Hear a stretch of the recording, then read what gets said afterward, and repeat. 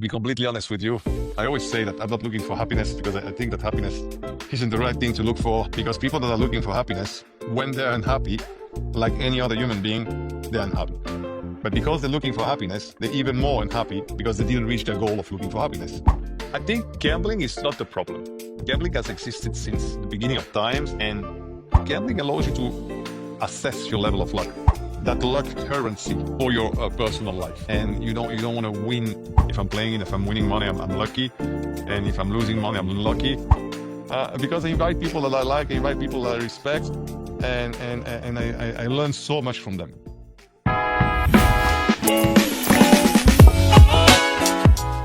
Hi, everyone. Today we are recording our podcast with Alex Tomic, very popular person in iGaming, founder of Alea, founder of Vegas Legends, and a host of Under Pressure podcast. We will talk about the reasons to wake up in the morning, about some secrets that are helping to survive in this hectic iGaming industry, in this rush, and lots of insights are waiting. Don't miss, write something in the comments. How are you today, Alex?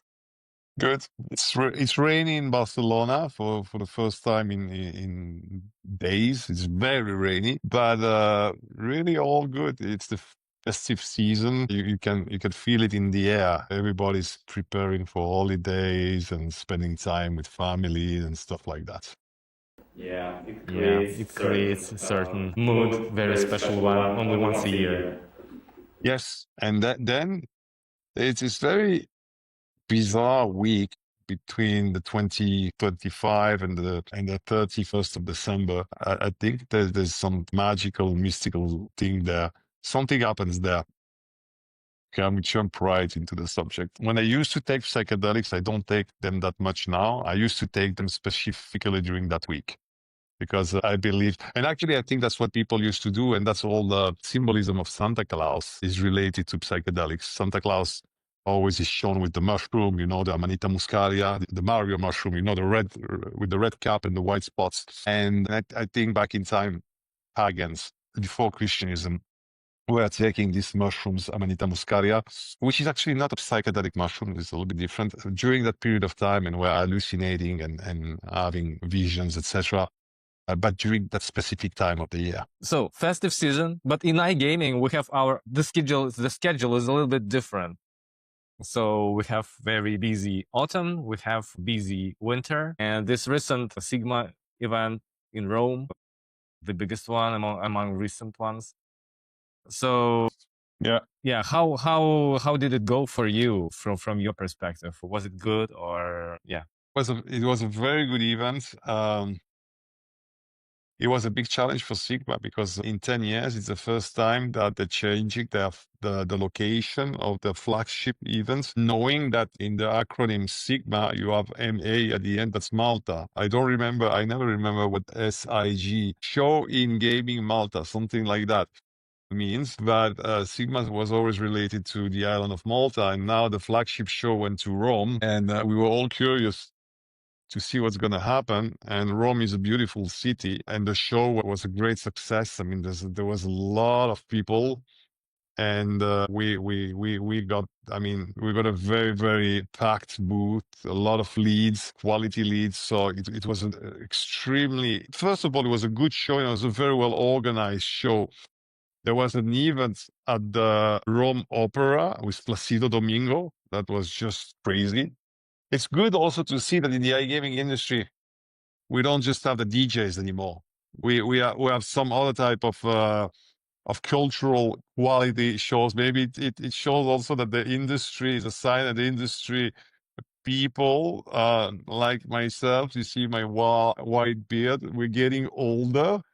And we don't look for DJs anymore. We're looking for opera singers. I don't think it's only about the age. Maybe this is like aesthetic perception is growing. Industry taste is getting better. Yeah, and I completely agree with you. But what I wanted to tell is that these specific events, the Placido Domingo one, was extremely well organized. There were other events now, I don't remember all of them, that were really very well organized, all the side events apart from the show itself. And the show was huge. So the show was even bigger then I mean that's why they moved from Malta, because Malta couldn't sustain anymore Sigma main event. I think there were 30,000 people, and just for online, which make it one of the biggest online gaming show in the industry, if not the biggest, to be honest. Yeah, it was also very busy, like big in all the meanings for our team. So yeah, we enjoyed it a lot and had to recover a few weeks after. And how do you do this? How do you recover from such big and hectic events? So, look, when possible, I want to publish an article about how to go to a show and how to recover from a show, and I didn't have time to do it because I'm very much into biohacking.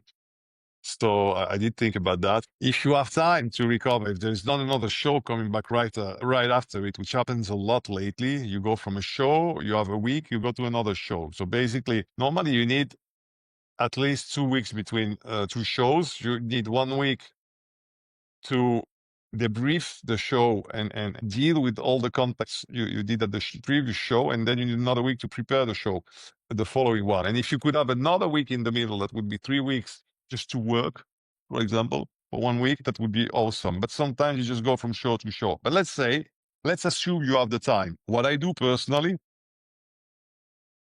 I don't drink anymore, and that was the game changer. If you stop drinking completely alcohol, you don't need that much recovery from the alcohol you've ingested during the show. So and the tobacco you smoke, also stop smoking. So that's a big changer. But what I would do basically is sleeping as much as possible, gym, cardio, because I do training every day. It's like 20 minutes routine. Basically, it's 60 push-ups, 60 squats, air squats, and some other kind of movements. That's what I do every day in the morning in any hotel room. And I start doing that because a lot of times there is no gym. You don't have time to go to the gyms. I've come to the conclusion that the best way is to train every day with your own body, doing calisthenics in your room. Okay. And what I would also do, because I will load myself with supplements, and most importantly, I would try to speak to the least people as possible, because you speak with so many people during the shows that what you want when you're not on a show is to talk to anyone, if possible, apart from your team.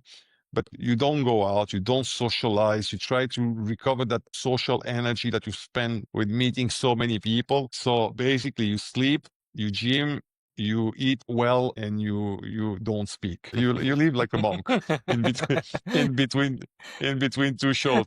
Now the problem for those who have a partner, a girlfriend, a wife, or whatever, it's a kid. It's a little bit more complicated, because basically you've not been here for a week, and then they have you back, and they want you to be there with them. So I don't know, because I'm not in that position. I'm single. Maybe it gives you something to be with them. Maybe it recharges you. I don't know. I don't want to assume anything there. Or maybe it depletes you even more. Personally, knowing myself, and I've been in relationships, how could I say? I would say it depletes me even more. I need to be alone. I mean, when I come back from a show, there's one thing that I need to be alone at least for 3 days. It's such a controversy, because people are thinking, successful people, that they live their best life, but actually your life reminds the life of a monk, as you as you mentioned. But Yeah, complete. But don't get me wrong, I love shows, huh? Sure. I love shows. I thrive in shows. I mean, I love going to shows as much as I love going to the gym. But you need after recovery. Absolutely, I agree. You need with recovery. You. I agree. That's it. I agree on everything, and I'm not drinking for more than 6 years also. And when you're not drinking, you're getting Congratulations. so much time that you are going to do gym, you will go running, you will do like working to it, and you manage all of these things. So yeah, I found it completely really like game changer, as you correctly mentioned again. No, completely. Thank you. Yeah. And speaking of biohacking and all the supplements, maybe you could, I don't know, recommend a legal one, like maybe a mushroom complex that works, or something like that, just to boost something here, or maybe not only here. Okay, you get me into a subject that I can talk for hours. I'm going to try to be very quick. You need like bases to cover your bases. You need the first one is magnesium glycinate or magnesium biglycinate 2 times per day, 1 time in the morning, 1 time at night. That's the basis. Without magnesium, you can't live. Okay, then you need omega-3 fish oil or vegan, like I take omega-3. Then you need vitamin D3 plus K2, and you need to take them together plus the magnesium. And then after that, I mean, I take around 100 per day, PQQ, CoQ10, selenium, boron, all the minerals, all the amino acids, B complexes, vitamin C, and from mushrooms, take all of them, reishi chaga, cordyceps, turkey tail, lion mane. If needed, would microdose psychedelics. I'm not a very big fan of microdosing psychedelics. I prefer to take the heroic dose and feel the thing. But some people would microdose them and feel good with that. Creatine, of course, 15 grams per day, not 5. 5 grams per day is good for the muscle, but doesn't reach the brain. 15 grams, it goes to the brain. L-theanine, fantastic for the brain. Also, saffron, fantastic for the brain. And I would even take tadalafil, not sildenafil. I prefer tadalafil. Basically, it's Viagra or Cialis, not for the penis, but for the brain. Okay. So it's something I thought about. My father died from dementia, and I thought, well, if we use tadalafil, which first was a medicine for the heart, we found out that it facilitated perfusion, which is basically access of blood into the penis, microvascularization. It could help with the brain. I really thought about that 5 years ago. And the study came out just 1 year ago. They started using it for Alzheimer, dementia, Parkinson. The dose will be around 2.53 milligram of tadalafil per day, which is suboptimal for erectile dysfunction, but which is perfect for your brain. And it's a very good brain booster. The king of all for your brain. I mean, not that it's good for the brain like the other ones. I forgot to talk about the rhodiola. Rhodiola is also an amazing one. But there's so many. There's turmeric. There's so 100 of them. I can't give down. But one that I love, and that's been the movie was based on it. Limitless movie. It's called Modafinil. And modafinil, I think everybody should try modafinil. It's the best nootropic out there. Dave Asprey, the father of biohacking, made a video about it 2-3 months ago. It's a 1-hour video. Type in Google modafinil Dave Asprey. Okay. And he explains all the benefits of it, how to take it, how much to take it, how to cycle it. That would be my number one nootropic. But it's a nootropic. All the other ones, they are the building blocks that you need, that your body needs to get better. This is it's a brain booster. So it's much more effective at boosting your brain than everything else I've described before, but it's not going to make your body better, while all the other ones are making your body better. So you want to take them together. Plus another 30 or 50 or compounds that I don't have the time to see. Boron is very good too. Chromium just came up to my mind. Everything I'm taking on a daily basis. I forgot zinc and copper and manganese. Basically, you know what? It's simple. We're robots. You need metal. Everything that is a metal, a mineral, because calcium, magnesium, potassium, they're minerals. Chemistry. If you take the powder, if you take the powder of magnesium, pure powder, and you put a little bit of water, it's going to transform it to a little aluminum foil. Yeah. It transforms into metal. So basically, we're robots. When we take electrolytes, which are sodium, potassium, magnesium, and if we drink too much water that doesn't have that, let's say 2, 3, 4 liters per hour, after 3 or 4 hours, you die. Because you're going to pee out all your sodium, your magnesium, and your potassium. And we're biological robots, and there's no more electricity. So there's no more electricity that goes from the brain to the heart to all the organs through your nerves, which is your electric system, your electric wiring, and you're just going to die. So we need all these metals: selenium, boron, liters of lithium, and manganese, copper, zinc. We need all these metals, minerals to survive. Thanks for sharing. You are in a great shape, so I think it will be available for Thank the you. audience. And I'm also into this a little bit. I'm now trying rhodiola and lion's mane and ashwagandha. So I forgot yeah, ashwagandha. Ashwagandha is absolutely. amazing. Absolutely. Ashwagandha is beautiful. I Yeah. forgot. That's a very good one. At least to me, this is a very interesting part. Since in iGaming, we are all workaholics, but at the same time, we are improving things around us, and it's all about self improvement as well. So I think it is really connected to our niche, to our industry. Getting back to iGaming, when I was preparing for the interview with you, I checked some of the interviews before, and you mentioned this stigma iGaming has for now, this certain relationship to the industry in general. That is why we have even invented this euphemism, iGaming, which is literally gambling, and it has this obscene meaning. So the question is, do you think this is going to change, and is it going to get better, or iGaming will eventually become an obscene word like gambling? I think gambling is not the problem. Gambling has existed since the beginning of times, and I think that there's something sacred in gambling that I like, for example, to go and at a blackjack or roulette table, and I will assess my level of luck by playing, and I would see that if I'm playing, if I'm winning money, I'm lucky, and if I'm losing money, I'm unlucky. And then I will lose on purpose all my money in order to get that credit in my real life and not on the blackjack table. Because also being in the gambling industry, I consider I can't win on both sides, being the house and being the player, which applies more to us in this industry than to any other human being, but it also apply to any human being. In French, there's a say that say lucky or happy in gambling, unhappy in love. So you want to save that luck currency for your personal life, and you don't want to win on you don't really want to win in gambling. You want to win in real life, but gambling allows you to assess your level of luck.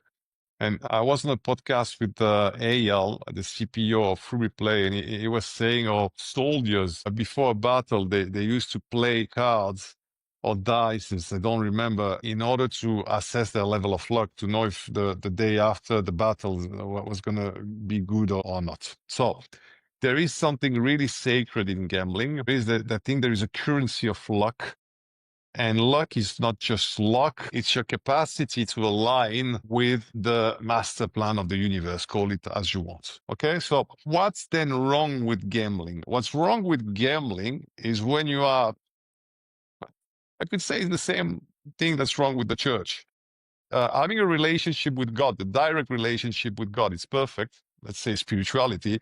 Having a pope in between you and God, it's completely ridiculous. So you don't want to have someone in between you and the source, because actually the source is inside you. If you believe in spirituality and mysticism, you don't need a representative of God to talk to God. You talk to God through yourself, okay? And the problem is the house. The problem is that the problem is the player playing against the house. And I think when that's going to disappear, gambling is going to lose its negative stigma. Sorry. So, and it's happening with prediction markets right now. What are prediction markets? Basically, it's P2P gambling. You and I, we decide, and it exists for 20 years now. Betfair started with it, but now it's taking another turn, and it's becoming really big in the US with, I forgot the name of these companies. There's Poly Markets and Kaisha, I think is the name, or something like that. And Robinhood, these three main companies that basically, it's called CDC or something like that. You establish a contract between two human beings, and they decide to make a prediction on something. And not only they make a prediction, you make a prediction, I make a prediction, but we put money on top of it, okay? And now the house is going to be on top of that and just take a rake on that. That's perfectly fine. And even slots are going to be powered by that, I think, tomorrow. It means that we're going to have a lot of people doing this prediction against each other for whatever it is.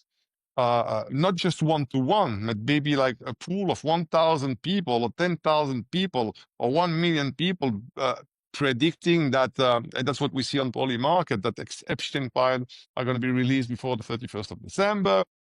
If Donald Trump's name is going to appear there or not appear, if the names of people are going to appear or not appear, and you have different kind of odds, and you have thousands of people playing. Then you can take that data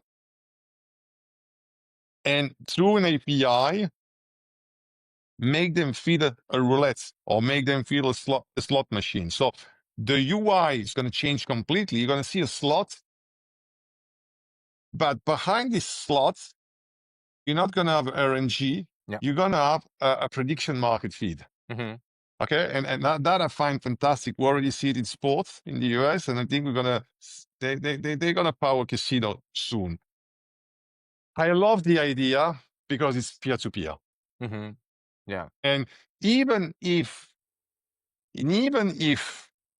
the RTP is the same, let's say 96, let's say 95% to make it simple. Yeah. Even if the return to player is 95% and the house stake 5% stake, which is exactly the same monetary result at the end, I love the concept because it's player playing against each other and the house has no interest that this guy wins versus this other guy.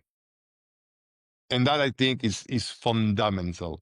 And when that will happen, I think there's going to be much less stigma over gambling. You're still going to have a stigma, but much less. And you mentioned this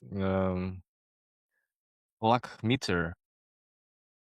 Yeah. Like luck is a currency. And I know a story of a woman who actually was very, very lucky during whole her life. Like absolutely. We know this story. Yeah. And she had such a big reserve of luck. But then one day, the circumstances turned this way that she died in a car accident. To illustrate this luck as a currency, so she had a lot. She was wasting. She was getting into all the lotteries. She was winning all the time, like during her whole of her life, great family and everything. And then she dies young, relatively young, in a very strange circumstances. Connected to car accidents, whatever. So it's such a bad luck that happens one day that happened to no one. So yeah, it illustrates that luck is not just something we understand as luck. So there is magic behind it. It is a currency. It is finite. It's not, you can't have infinite luck, and it's a commodity. It's something that you can use here or there. So you have a limited amount of luck, like willpower. You have a limited amount of willpower. You need to use it carefully. And gambling won't be a problem. It will be a good entertainment, or the way just to test how lucky you are. Exactly. And I also like very much like your of the future of slot games and of gambling in general, that it is more about community and it is more about P2P, because currently everyone is talking that future of the gambling and slot games is AI, but AI is not the future. It's just a tool that probably will bring us to this real future where the gambling, iGaming would be about community building and P2P interaction. To be honest with you, I didn't even think about what we could do if we would merge AI with gambling. But I'm not talking about like recommendation engine tools and like tools, like a deep intrication of AI and gambling. I never thought about that. To be honest, I can't even see the concept, but that could be something interesting. I still believe that gambling within communities, people against each other, is the best way to do. But imagine if you add an AI layer on top of it, that AI would organize, let's say, events, will help organize these events, will help put people together and the right people in front of each other. That could be actually an interesting concept I will need to think about. Yeah, well, insights are everywhere. Tell us about your podcast, Under Pressure. it is special. It is one of the most quality products in the industry. One of the most interesting formats. Tell us about it. All right. So thank you for saying that. But it's true. Thank you. The idea of doing this podcast came in April 2020 during COVID, and it took me basically 5 years to execute it, and then I executed it ICE this year at ICE. And I remember it was 5 years that I was being frustrated for not doing the podcast. And I was at ICE, we had this hyperbaric chamber. I already had the name of the podcast, Under Pressure. I knew I wanted to do it in the hyperbaric chamber. I knew I wanted to interview founders of companies, and I was not prepared at all. And I thought, you're never going to be prepared. Just fucking do it. And I remember calling Eman and talking to him about that. I said, can you do it? He said, I'm coming in 5 minutes. 5 minutes after, he was at a booth in front of the chamber, and he said, let's do it. Thank you, man. And I called Alex Pratt. He came too. Jonas Stegman from No Limit City, he came too. And that was the three first podcasts we did at ICE this year, 2025. And since then, to be honest, I have no clue. I think we've done 10 of them. There's like 3 or 4 to be published.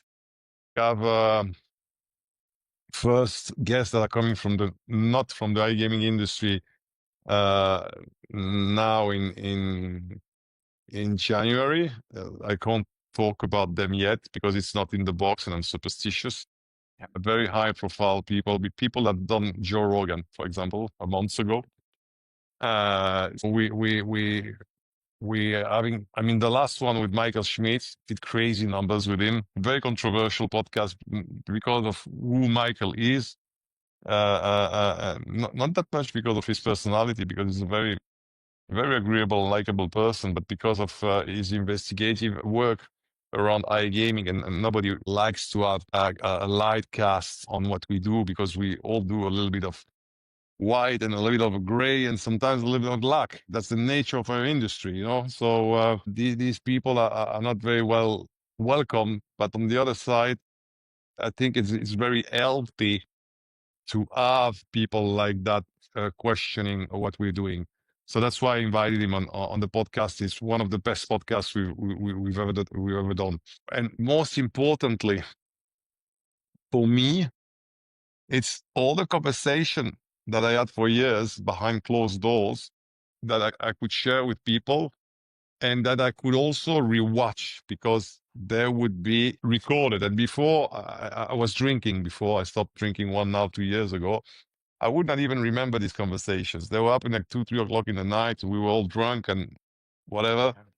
And doing it in hyperbaric chamber actually changed everything, because there's a pressure, there's the oxygen. At some point, it does affect you. It's like a nootropic a little bit. It's like taking a pill. It does affect you. It's recorded, and I watch them, and I'm like, what the fuck? I mean, some guys, they bring pearls of wisdom, whether it's Jonas, when he explains how he founded No Limit City, and once you sell, you think you won, but money isn't everything. Also, the price you pay, the adrenaline that's in your body. I mean, it talks about a lot of interesting things. Eman dropped some really golden nuggets. There's David Carruthers that was not released yet. Pierre Linz that was not released yet. We had Rasmus also from SBC. Tom Light also that has not been released yet. Alex Pratt was amazing. I mean, they all have something. They all brought something. I rewatched them, and I'm like, I feel so to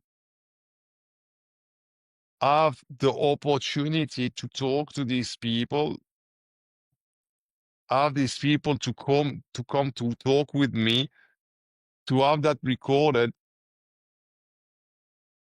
I can't express how much does it bring personally to me. And now, if other people are watching it and are learning something from it and are having fun, great, fantastic. I mean, just for me, it's a therapy. Because I invite people that I like, I invite people that I respect, and I learn so much from them. Really. Absolutely. This is something that motivates me as well and us as a company. I'm doing this on behalf of the company, but I'm learning myself, and I have big personal interest and personal rapport here with the people and their thoughts. One last question. You mentioned Ivan a Go. lot. I know you are friends. You mentioned him a lot, and we've talked to him as well. And he had a question to another participant who we'll be talking to. So the question is, what makes you happy? And have you found your ikigai in your life? Ikigai, you know what it is? I will explain to our audience. It's just the reason to wake up in the morning. So tell us, please, and we will finish on that. So, be completely honest with you, I always say that I'm not looking for happiness because I think that happiness isn't the right thing to look for, because people that are looking for happiness, when they're unhappy, like any other human being, they're unhappy. But because they're looking for happiness, they're even more unhappy because they didn't reach their goal of looking for happiness. Someone who is not looking for happiness is just unhappy, but he's not double unhappy because in the first place, he wasn't looking for happiness. Okay. And you're not going to be happy every day.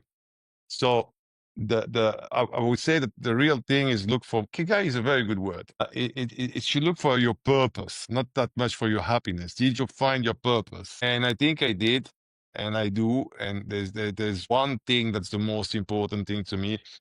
So again, I got no family. There's no wife and no kids in my life. It's the people I work with, and my co-founder, especially Charlotte, and be able. It's like a team. We play every day, and in a playful way. Whatever the game is, we found this field, this iGaming. Call it football. It could have been something else. We could be in healthcare tomorrow, longevity, psychedelics. I would say iGaming is not the best one, but it's the most forgiving one. When I say it's the most forgiving one, to be completely honest with you, we as the iGaming crowd are not the smartest people in the room, okay? We didn't invent cars. We're not building rockets to go on the moon. We're just doing websites and games where people gamble. Okay. I don't think that requires a lot of skills. I don't think that requires a lot of brain power. And it's a very forgiving game because a lot of people, they don't do it because of the risks that are associated to it.